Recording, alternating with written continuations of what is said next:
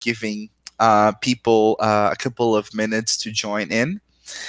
Um, because they receive a last warning, and it might take a little time for them to join.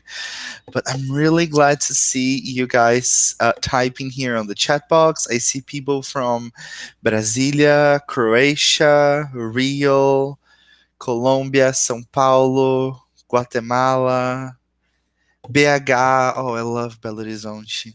So lots of people from Brazil. There's somebody from New York. Wow. I'm really, really glad to have you all here with me today. So, let me tell you a little bit about what made me prepare this presentation for you today. When we had the outbreak of the pandemic back in 2020, it was really difficult for us to, at least for me, I mean, and for the teachers who were working with me, to adapt the a different to adapt a set of skills that we used to have in the face-to-face lesson and bring this to the online environment, such as um, interaction and keeping meaningful communication in our lessons. And I mean, talking about methodology, right? But there were many other things that we had to take into consideration, such as preparing slides and looking for like Google Classroom. How do I post things on Google Classroom? How do I assign homework? How am I going to assign tests or graded activities to my students? So there were lots of questions that came up throughout the process of transitioning from face-to-face lessons to online lessons. Uh, but what happened was there was no manual, right? There was no manual about how we what we had to do to teach remotely. So we all learned together. We all learned on the go. Do you guys feel the same, that we teachers as a community, we grew together in this process of teaching online? So um, because the teachers that used to teach online before the pandemic, they I had the feeling that they were mostly one-to-one and smaller groups. And then what happened? Out of the blue, we had to teach like around 15, 17, 20, 25 students in one lesson. So this was really problematic, adapting from the face-to-face environment to the online environment. And if we are talking about mainstream education, like elementary school, middle school, high school students, high school teachers, I'm sorry, there are many other aspects that we had to take into consideration, right? So here we are 1 year later, at least since the outbreak here in Brazil. It was like March we actually stopped teaching. So if you think about ourselves 1 year ago, at first month teaching in the pandemic, we were all stressed. We're still very stressed, very overloaded. But you know, I would like to congratulate every single one of you, because we made it, right? It was very difficult. We made it. So good job, guys. Good job, everyone. And in this session today, I'm going to show you a little bit about the 7 tools that really made a huge difference in my online lessons. And when I was preparing for this session, I was like, I love making slides and, designing beautiful slides and very visually appealing, uh, slides and all that.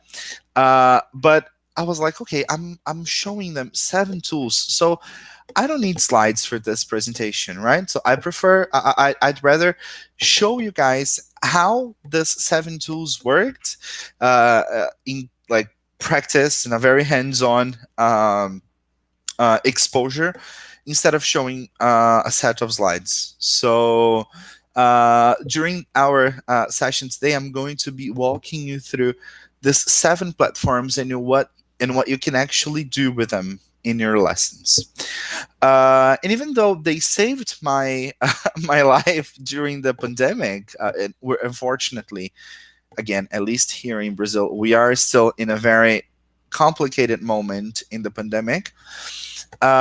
These are tools that I feel that we are going to take on in our lessons. So the very first impact for me was creating slides, right? Because when you have to create, when you're teaching online, you need a lot more visual aid in comparison to when you're teaching face to face. And this was a huge problem for me because this was something that added a lot to my workload. I used to make I used to prepare slides for, I don't know, 2 or 3 lessons a week. But when you are teaching 25 lessons a week, 30 lessons a week, and you have to prepare different slides for this 30 sessions, wow, it takes a lot of time. It takes a lot of time. And I don't know how demanding and how self-conscious you are, but I was really worried about the quality of the slides and if they were visual enough. It was like I was really worried. And then this there comes my first suggestion for you today. There is this website called Slidesgo. I'm not sure if you were familiar with this website. Have you guys used this website? Can I get the answers here in the chat box? Okay, we get some no's, never, more no's than yeses. So what happens in this slide in this website called Slidesgo, they have ready-made templates for you to use in your lessons. So you can actually make a copy of any of these slides into your Google Drive and edit them, you know, for any lesson that you teach. It is a free source, but there is a limit. It didn't used to have a limit, but now there is a limit for you to download. I think it's like 5 or 6 slides a day or something like this. But you can actually register, um, log in with your Google account, uh, and extend this limit for you to copy into your drive and for you to download things. So basically, here you have many different themes about anything you need. If you're teaching, I used many of these templates. So if you're teaching young learners, if you're teaching like food, vocabulary, or whatever, I mean, there are many different types here of slides. And what I really liked about this is that I actually chose one set of slides per level I was teaching, and I would just copy and paste the same set of slides again, and keep reusing them. So whenever I had to prepare a lesson for that specific level, I was going to use that specific template. And when you open the template here, for example, look, you already have a full set of slides. So when you copy this into your Google Drive, this is exactly what you get. So you have all these options here for you to adapt and change. And most of the slides, this visual elements like the paper clips and the pencil, you can actually move them around the slides, and that's really cool. That's really nice. And what some people ignore about these templates is that in the last page of the template, so let me go all the way to the last page. They have a sort of a graphic pack with more graphic elements for you to copy and paste into your slides. So look, this is what I mean. So they have icons, and they have alternative resources. Like these were items that were not present in the other slides that you can actually copy and paste into the pages that you have more space. So it's really nice. And some of them you can actually change the colors here on the top. So you have different colored different options of colors here for you to download. Um, so it's again, it's like really, this is really really useful. There are other tools that are very very similar to this one. There is another website called Slides Carnival, and there is another one called Slides Mania. So both of them are, so Slidesgo, Slides Carnival, and Slides Mania. I really like Slidesgo because I thought the visuals were more appealing on this one. So that's really my favorite. That's where I got most of my templates here. And if you by any chance checked my website or my blog and downloaded any of the lessons that I prepared and I posted on my blog, like the great majority of them, the templates are coming from this website here. So chances are you're gonna find the templates that I use uh, on this website here. And I, I could not stress enough how important it is to bring visual appealing materials to your lessons, especially when you're teaching online, right? So visually appealing materials and professional looking materials, right? So I think that these are two very very important things. We have to be looking at two um, this two very strong points. Is my material visually appealing, and is my material professional looking? This is really something we have to be careful at all times. Then there goes my second tip. This is all related to games. So uh, because if you used to teach young learners or teenagers like myself, we know that games are play a very important role in the learning process. It affects motivation, and it promotes natural use of language, which is what we are looking for when we are teaching our lessons, right? And one of the things that I had difficulties with is bringing games into our lessons. So there is this website called Wordwall. Do you guys know Wordwall? No, yes, no idea, yes, yeses. Okay, so basically, this is a website that offers game templates for you to adapt and personalize with the content you're teaching. The free version, there is a limit of games that you can create. So you can actually have, if I'm not mistaken, you can create 5 or 6 games for free. And if you need to create more and still use the free account, you should be able to. You have to delete and add new ones, or else you can just upgrade to a paid account.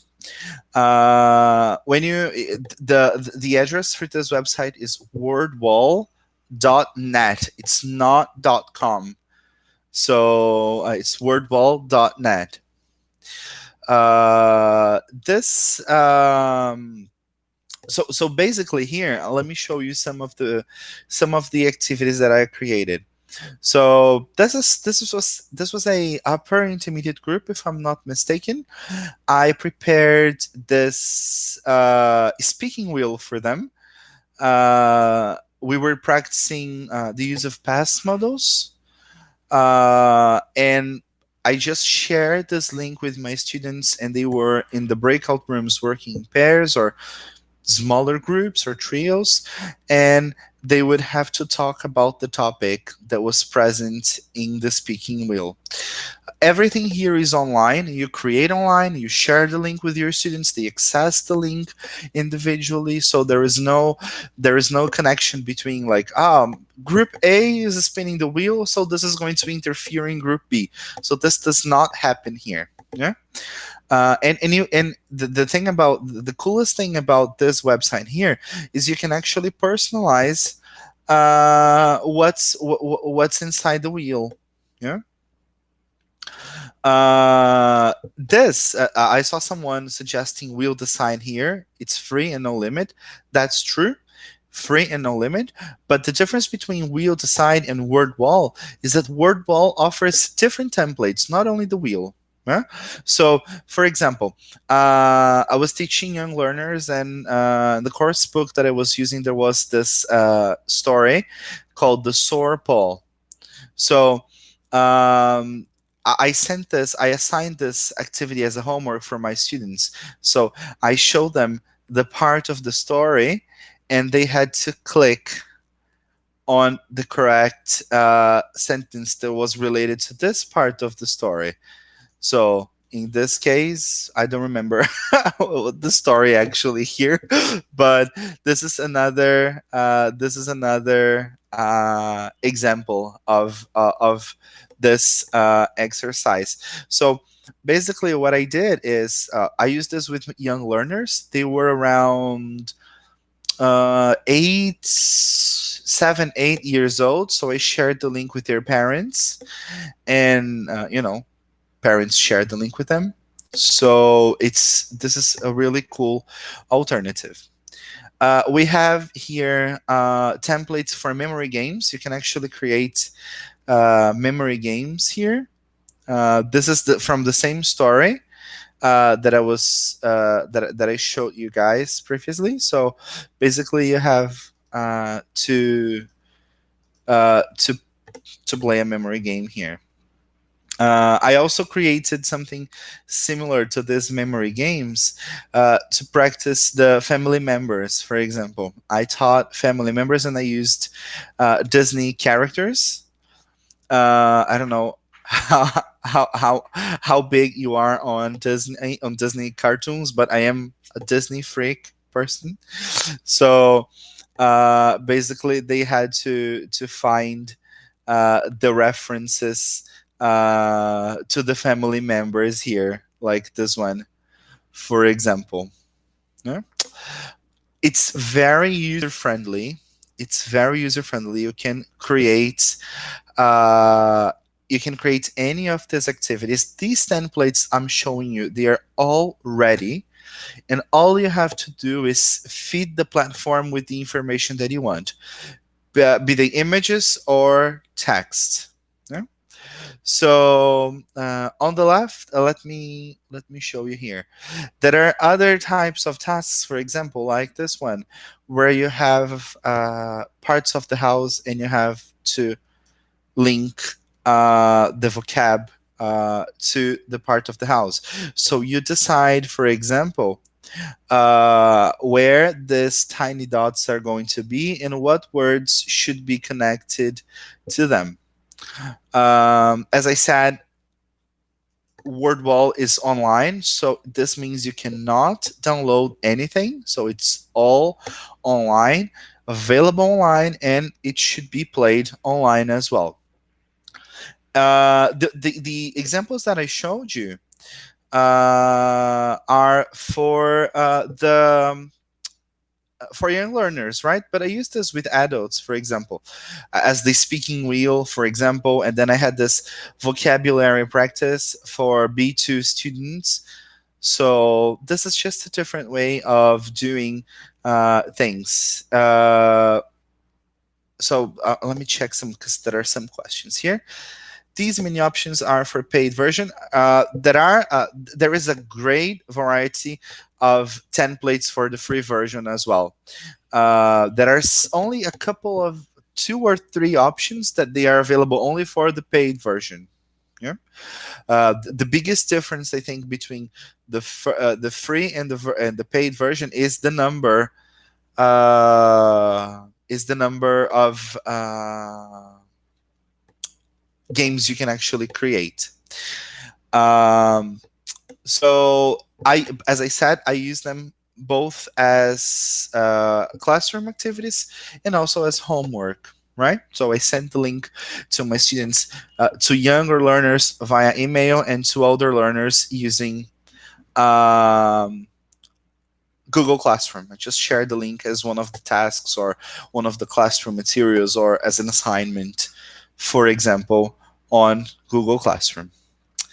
So, there are this more traditional as I showed you, but there are also, you can actually create games like this one that you had, the hit them all type of game.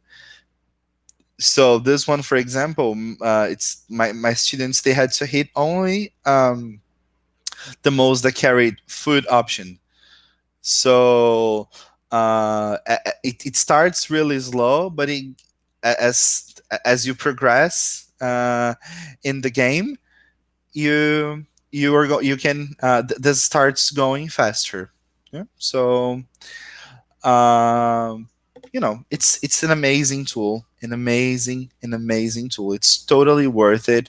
As Tatiana said here in the chat box, create a free account and really explore this, because I think you're going to be able to find loads of very interesting activities there. These are just some examples. This bowl game is really funny. My students loved it.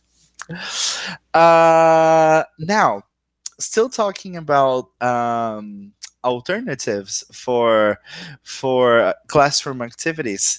When I was doing some research, I came across with EdPuzzle. I don't know how familiar you guys are with EdPuzzle. Can you tell me here in the chat box? Can I see how much you know about EdPuzzle? Okay, some yeses, some nos. So basically, what you do with EdPuzzle is the following: you get a YouTube video and you create tasks in the middle of the video for students to listen and answer. So basically, what happens is the video stops at the point where you choose, and students have to answer a question. For example, look at this one. So if I play the video, you're not going to be able to hear the audio. But look at this one. So the video is actually playing, and then whenever you set the question, the video stops and it says, "What is she doing now? She cuts the meat or she's cutting the meat?"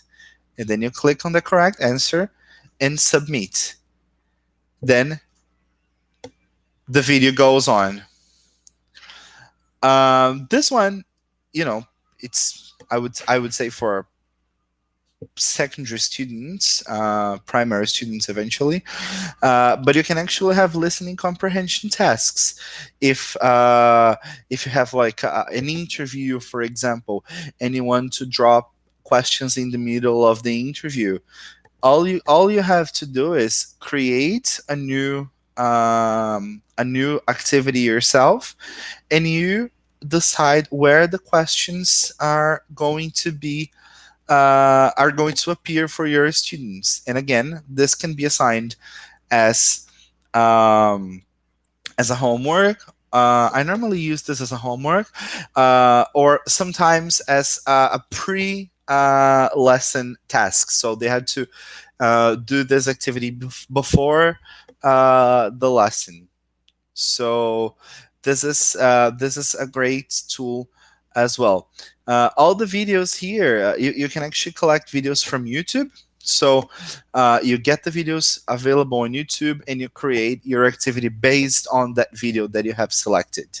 Yeah. So uh, all you have to do is look for a video on YouTube, get the link on YouTube, and come here and use this link you have selected.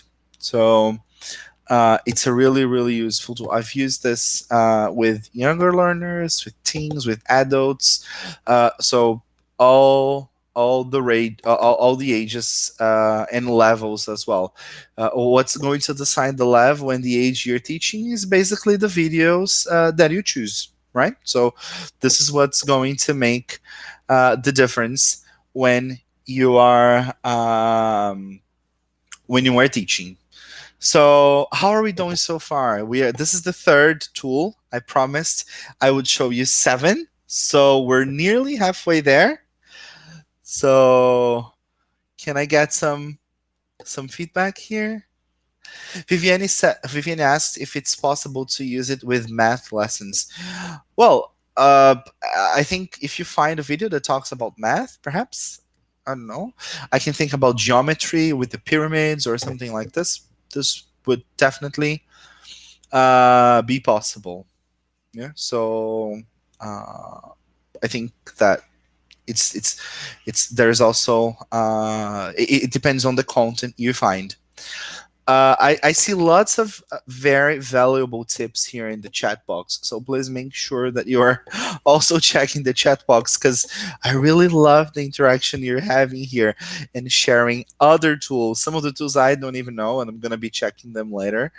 But thank you very much for your participation, very active participation here. So it really means a lot. So can I move on here from EdPuzzle? Are we clear? All good? Yes? Amazing. So my next suggestion is Wiser Me. Have you ever heard of Wiser Me? It's wiser with a Z .me. Wiser Me is a platform that you can actually create worksheets for your students and assign them as a homework. So you can actually see the answers from your students and see how they went. So it's really, really, really cool. So let me open a worksheet here. Like, look at this one, the solar system, for example. So this is not mine. It's from a person that created here. So here there is the picture, an explanation, and a video, and multiple questions here. Yes, it's free. Yes. Again, there is a free limit. Yeah, it's not the same thing as the other tools that I shared. Well, at least it was free when my account is an old account. So I created this last year, and I still have the free option. I don't know if they have changed this. But basically you have, multiple questions here. You can have matching exercises like this one, when you click and have the match. So it's very similar to what it's like a mix of Wordwall and EdPuzzle, but in one worksheet. So it's really, really, really nice. I use this as a homework. I use this as also as a pre-lesson activities. Students cannot download this if I'm not mistaken. I'm not sure if the teacher can download a PDF version. I don't think so, but still we would have to explore this a bit better. But the idea is that we use this online, right? We assign this online, and the students interact with this online, and we avoid, paper and printing, and we try to reduce here our footprint. And this is, as I said at the beginning of my talk today, I really hope these tools get a very popular space in educational systems across the globe. Because have you guys ever stopped to think about how much paper has been saved for the past year? How much paper, you know, how many trees we were able to save because we were not using loads and loads and loads of paper uh, uh, during online teaching. So I do hope, yesterday was Earth Day, so that's why I'm having this reflection now. And I do hope that these tools, they remain part um of our life, not only because they are online and because they are interactive and visually appealing and all that, because they are they are much more eco-friendly. So it's, in terms of paper and all that, they are much more eco-friendly in terms of paper production and all that. So I think that this is one of the things that I really hope they stay here for good. So far so good here with Wiser Me. Yes, good.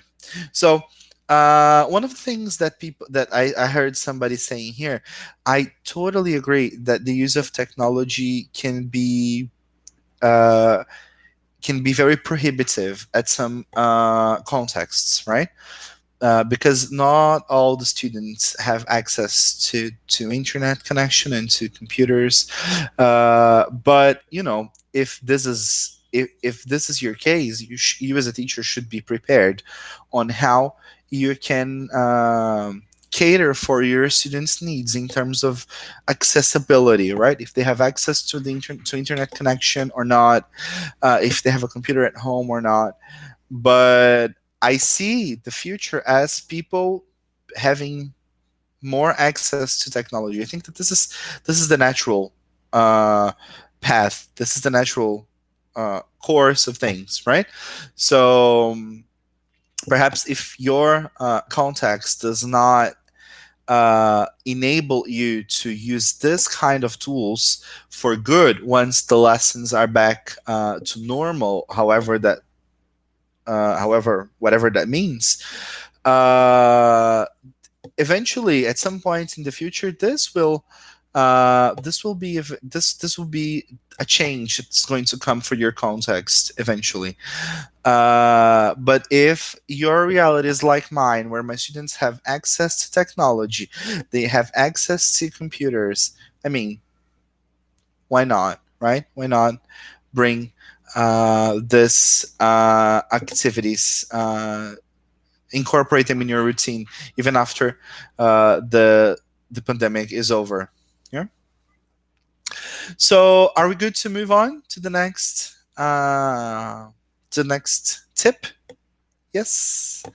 So the other one is the Classroom Screen app. It's also online. There is a free and there is the paid version. The paid version gives you the limit of having more boards. But basically, what it allows you to do is to create like a board for your group. For example, look at this one. I'm going to create this.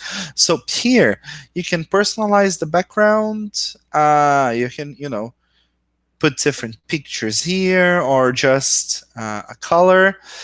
And here, for example, you can have like a random name app. So you put the names of all your students, and you have the website choosing one of the names. Like I'm gonna put João, Maria, Enzo, whatever.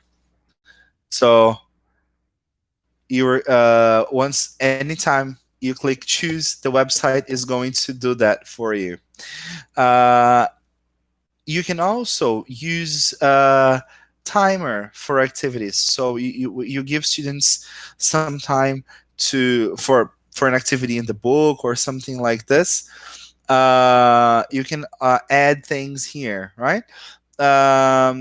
If you also have some working symbols. If you're teaching younger learners, this is really important.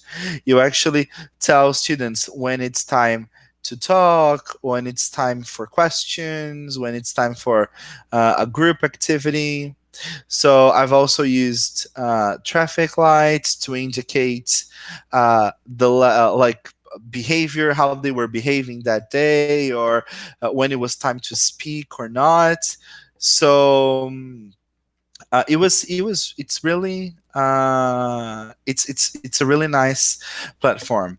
And you can add pretty much anything. For example, if you want to correct homework, for instance, you can take a picture of the book and the course book, and you can add the picture here or a YouTube video here, and you share this screen with your students. So all the tools that you need for your lesson are going to be at the same place.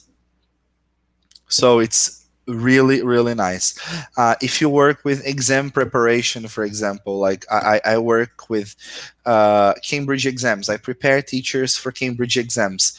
This is really useful because if you have taken any Cambridge exam, you know how important timing is in the whole process. And this is a tool that is going to help you a lot. You have also the dice option, 2 or 3 or one dice you can choose from. So it's basically a tool for you to create a nice set of different tools really that you might need in your lessons. Any questions here about classroom screen? Are we good to go? Can we go for the next one? We still have 2 more.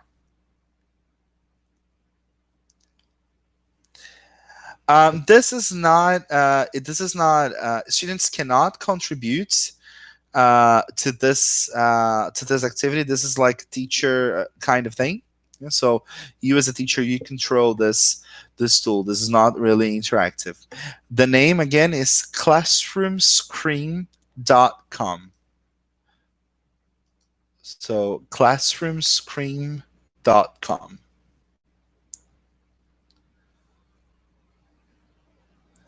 The next tool is Quizlet. Are you familiar with Quizlet? Okay, a lot of people are familiar with Quizlet. Quizlet, I think, is probably one of the best tools to have students record new vocabulary in lesson. And this tool can be used in both ways. You can create the sets of words for your students, like I created here, for example. This is a set because this let me tell you how it works before. Quizlet works with cards, right? So you basically create cards to help you memorize vocabulary. Not only vocabulary, I mean, you can personalize the cards the way you want. So basically, you decide what's going to be in the front of the card and also on the back of the card. Both sides are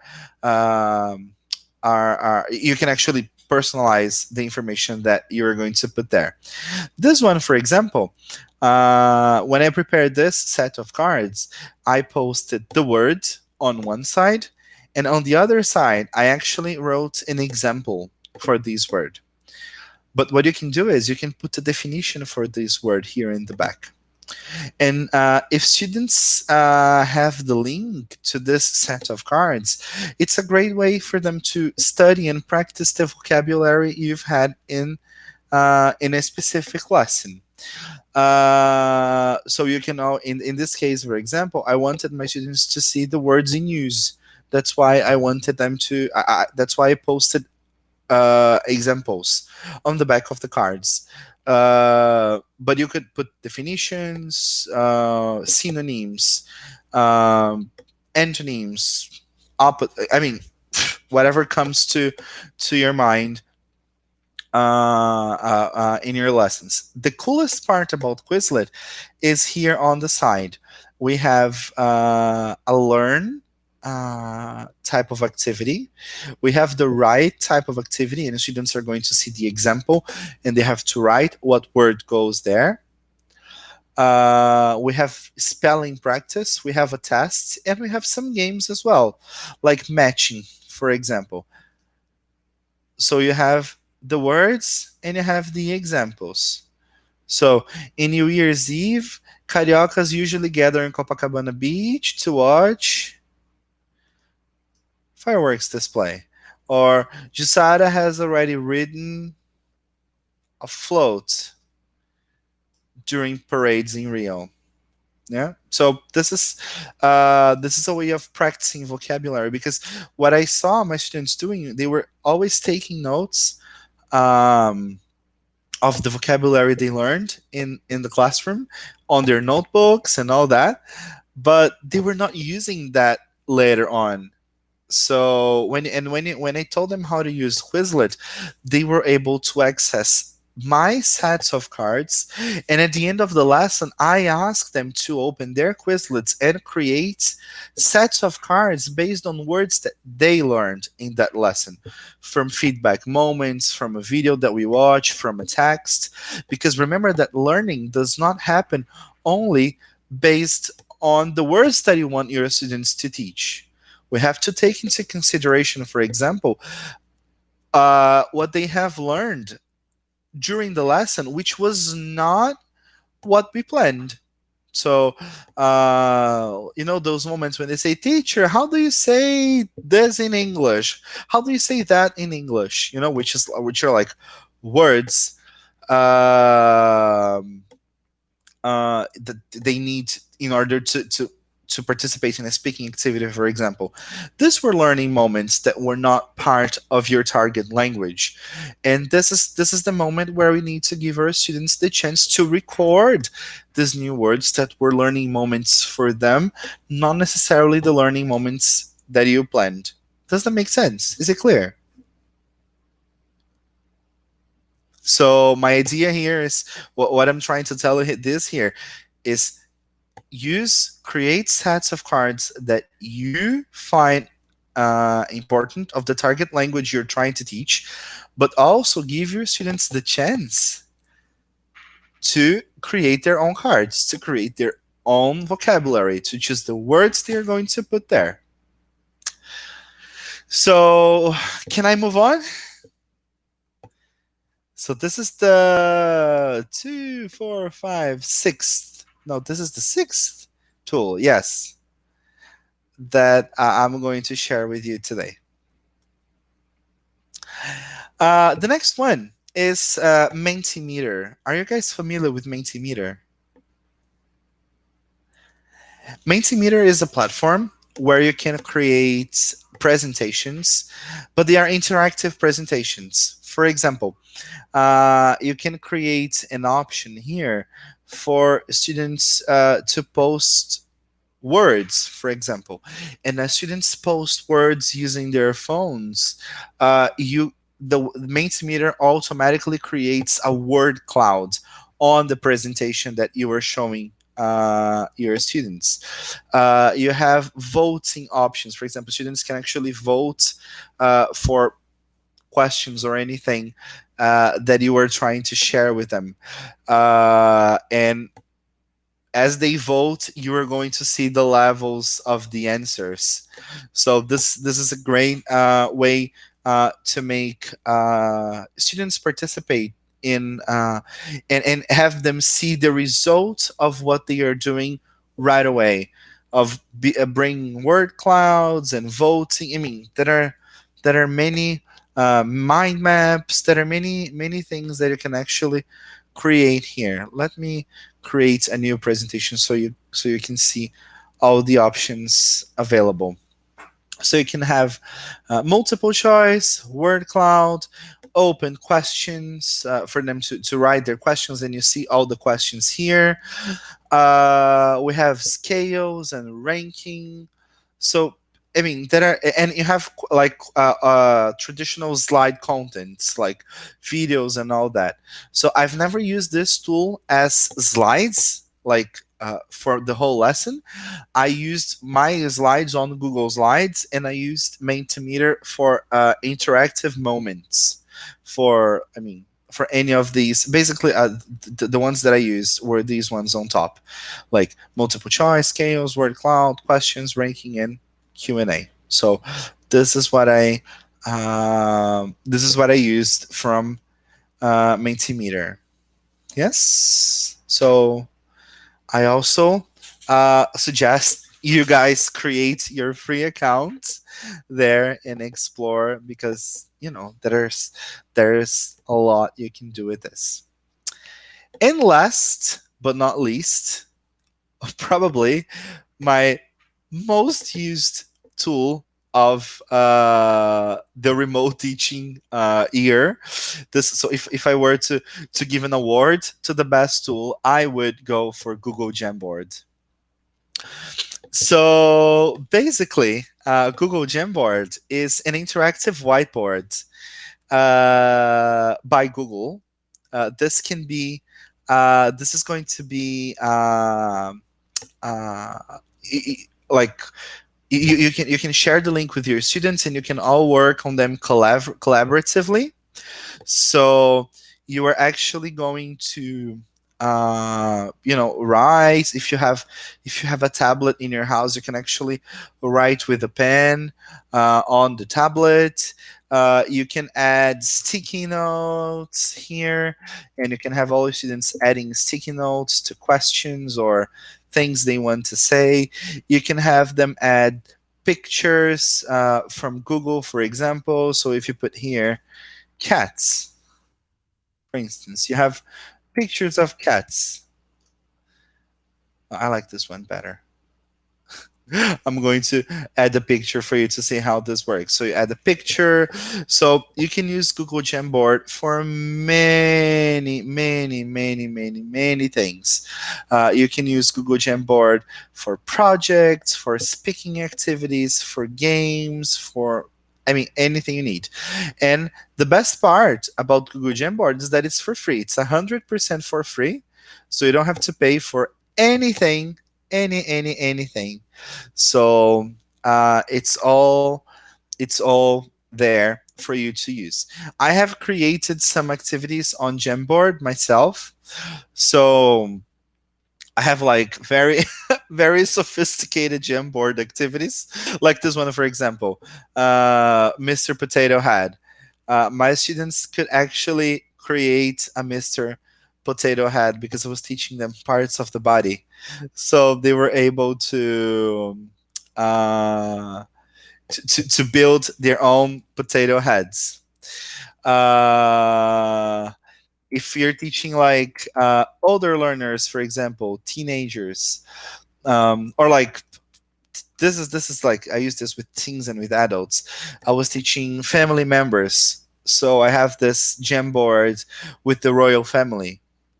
So I would present them with the vocabulary, and then here we had some exercises. So like here we have the pictures that students could drag. For example, this is her husband, this is her son, this is her daughter-in-law, and this is her great-grandson.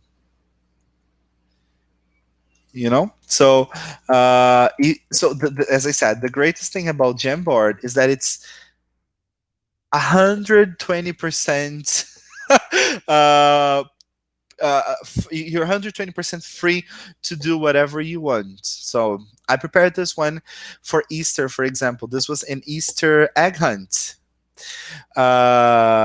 So if you taught young learners and you wanted to have an egg hunt during remote teaching, this was a great way. So basically, you had to create tasks for the numbers, like questions or things that you wanted your students to do, and if they did that correctly, you can delete the grass, and they would have to find the eggs behind the bushes. So there were some eggs behind some bushes, not all of them, and that was the fun of this game. Yeah. So these games are, as I said, the Gemboard, the platform is like blank. This is what you get when you create a Gemboard, blank.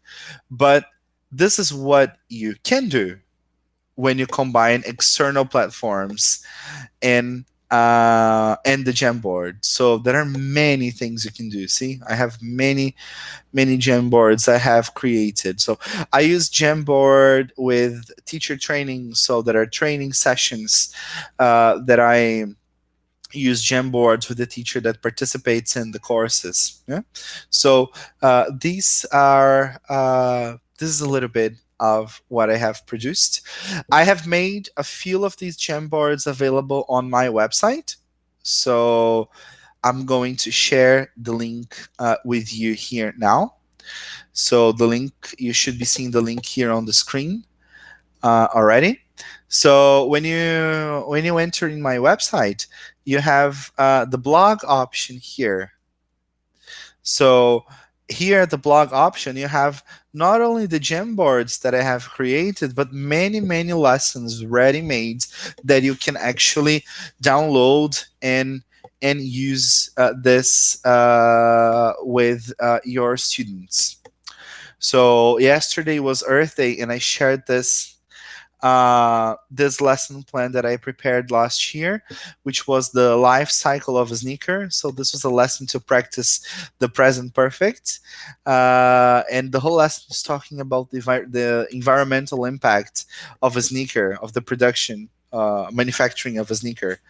So there are many things you can, many resources you can actually um, download, and it's all for free. Just find there whatever you need and copy and share. It's all you need. Okay, so the website is edudefreitas elt.com.br.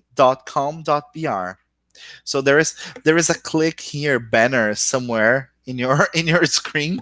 So all you have to do is to click there, and you're going to be directed to my website straight away. So I'm going to give this. I'm going to have this last minutes for some questions that you guys might have. So I would love to answer any questions that you might have. So this is the time. So let me check the chat box.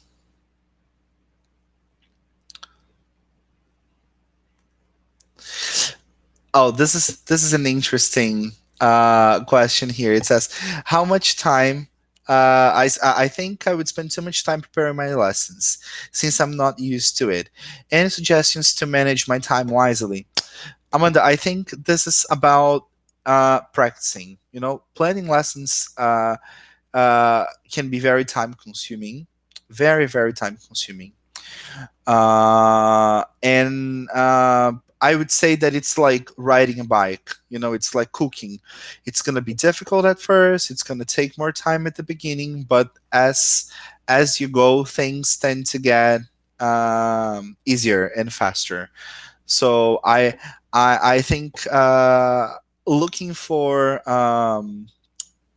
tools that are available out there, like my blog, for example, with many activities, and using these platforms that I suggested.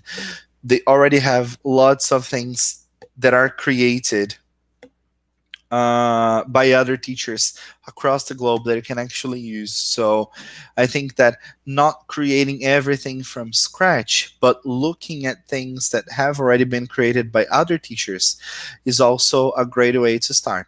But again, it's always great to proofread, make sure that there is nothing wrong there, because this is a risk, right?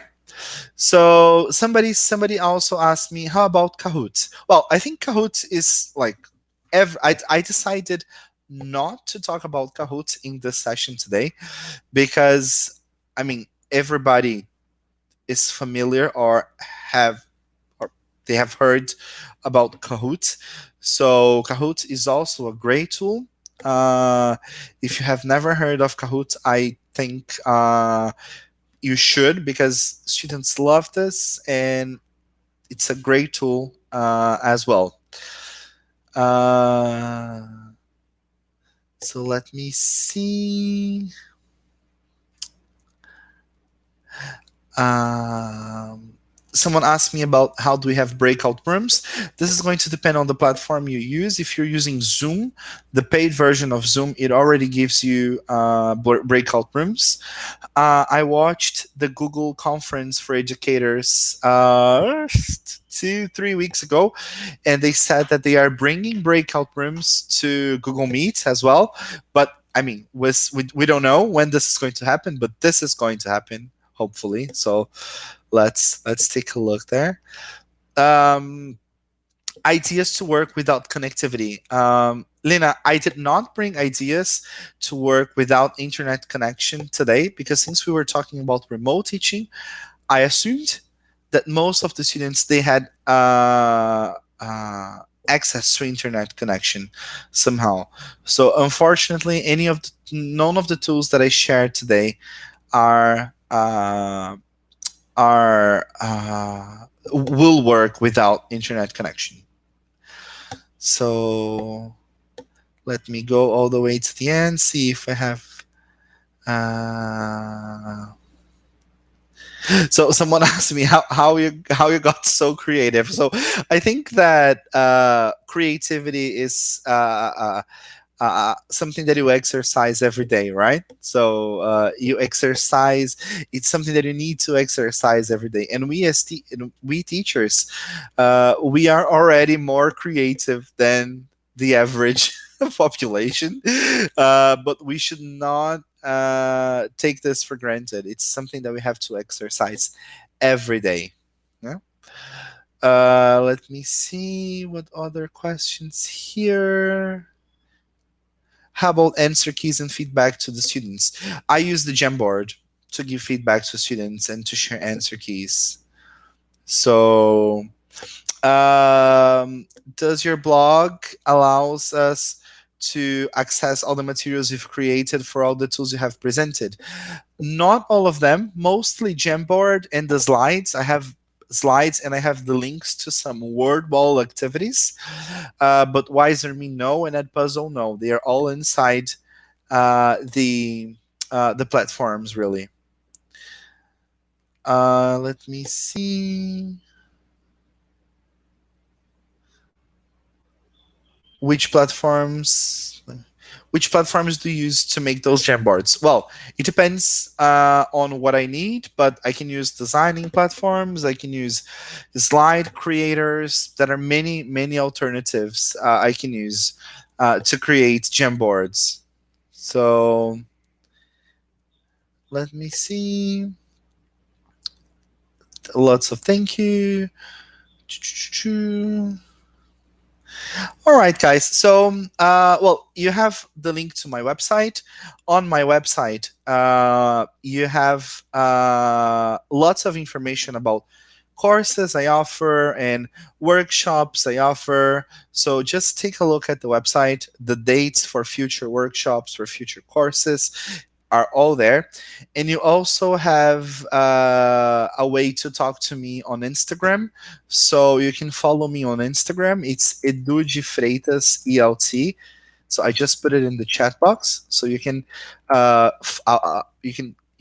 reach out to me on Instagram, send me messages, the questions you have. I would love to be answering them, and I love to be in touch with you guys. Thank you very much for staying here with me for the past hour. I hope you enjoyed this. I hope you learned, and I deeply hope that all the tips I've given you make an impact in your classroom practice, and most importantly in your students learning process. So thank you very much, and I'm looking forward to connecting with you. Follow me on Instagram. I would love to talk to you there. Bye bye. Thank you.